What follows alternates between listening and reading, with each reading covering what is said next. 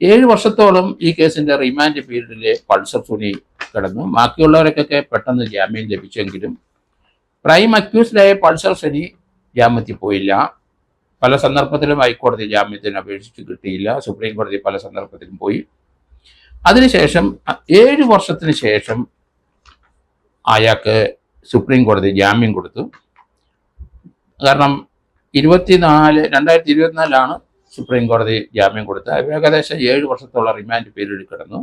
ഇനി പൾസർ സുനിയെ ശിക്ഷിച്ചാൽ ആ 7 വർഷം കുറച്ച് ശിക്ഷ അനുഭവിച്ചാൽ മതി.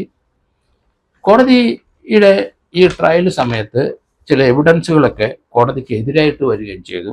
കാരണം അങ്കമാലി ജുഡീഷ്യൽ ക്ലാസ് മജിസ്ട്രേറ്റ് കോടതിയിൽ ആരോ ഈ ദൃശ്യം പരിശോധിച്ചതായിട്ട് എവിഡൻസ് വന്നു.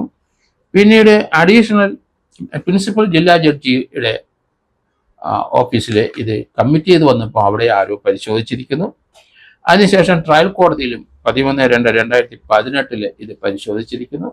അങ്ങനെയുള്ള ആ പരിശോധനയിൽ ഇതിൻ്റെ ഒറിജിനൽ ദൃശ്യത്തിന് രൂപമാറ്റം വന്നു എന്ന ആരോപണം വന്നു. അത് ഹൈക്കോടതിയിലേക്ക് അതിന് നിർദ്ദേശത്തിന് വേണ്ടി പോവുകയും സുപ്രീം കോടതി വരെ ആ കാര്യം പരിശോധിക്കുകയും ചെയ്തതൊക്കെ നമുക്കറിയാം.